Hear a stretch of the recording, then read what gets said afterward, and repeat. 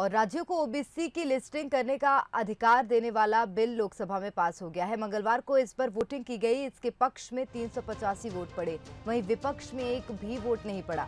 सामाजिक न्याय और अधिकारिता मंत्री डॉक्टर वीरेंद्र कुमार ने सोमवार को ये बिल पेश किया था। इस बिल के दोनों सदनों से मंजूर होने के बाद राज्य और केंद्र शासित प्रदेशों की सरकारें सामाजिक शैक्षणिक दृष्टि से पिछड़े वर्गों की लिस्टिंग कर सकेंगी। अब राज्यसभा में ये बिल बुधवार को पेश किया जाएगा। राज्यों की ये शक्ति सुप्रीम कोर्ट के मराठा आरक्षण मामले में दिए गए फैसले के बाद खत्म हो गई थी। इस बदलाव की जरूरत क्या थी? बिल पास होने के बाद क्या बदलेगा? नए बिल का असर क्या होगा? विपक्षी नेता ओबीसी आरक्षण की 50% की लिमिट हटाने की मांग क्यों कर रहे हैं, जानते हैं। इस बदलाव की जरूरत दरअसल ये थी कि सुप्रीम कोर्ट ने इसी साल 5 मई को एक आदेश दिया था। इस आदेश में कहा गया था कि राज्यों को सामाजिक और शैक्षणिक रूप से पिछड़े लोगों को नौकरी और एडमिशन में आरक्षण देने का अधिकार नहीं है। इसके लिए जजों ने संविधान के 102वें संशोधन का हवाला दिया। इसी फैसले में सुप्रीम कोर्ट ने महाराष्ट्र में मराठों को ओबीसी में शामिल कर आरक्षण देने के फैसले पर भी रोक लगा दी थी।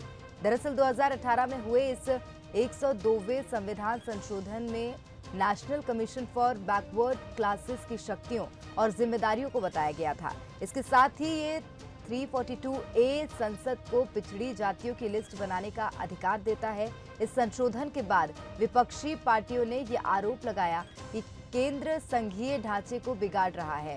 5 मई को आए सुप्रीम कोर्ट के फैसले का केंद्र ने भी विरोध किया। इसी के बाद 2018 के संविधान संशोधन में बदलाव की कवायद शुरू हुई। और चलिए अब आपको समझाते हैं कि नए बिल में क्या है। ये बिल संविधान के 102वें संशोधन के कुछ प्रावधानों को स्पष्ट करने के लिए लाया गया है। इस बिल के पास होने के बाद एक बार फिर राज्यों को पिछड़ी जातियों की लिस्टिंग का अधिकार मिल जाएगा। वैसे भी 1993 से ही केंद्र और राज्य केंद्र शासित प्रदेशों दोनों को ही ओबीसी की अलग अलग लिस्ट बनाते रहते हैं। 2018 के संविधान संशोधन के बाद ऐसा नहीं हो पा रहा था। इस बिल के पास होने के बाद दोबारा से पुरानी व्यवस्था लागू कर दी जाएगी।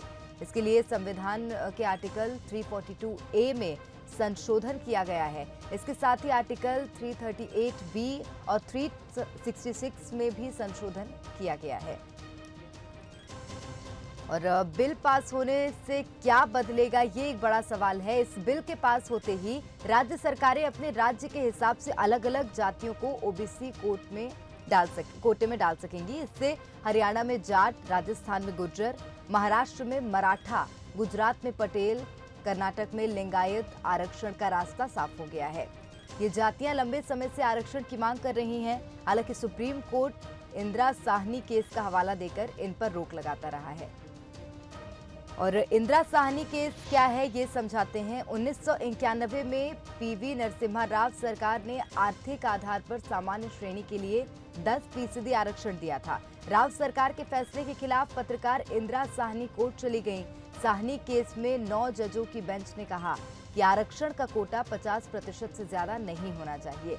इसी फैसले के बाद से कानून बना कि 50% से ज्यादा आरक्षण नहीं दिया जाएगा। इसी वजह से जब भी आरक्षण मांगते तो सुप्रीम कोर्ट का ये फैसला आड़े आ जाता है।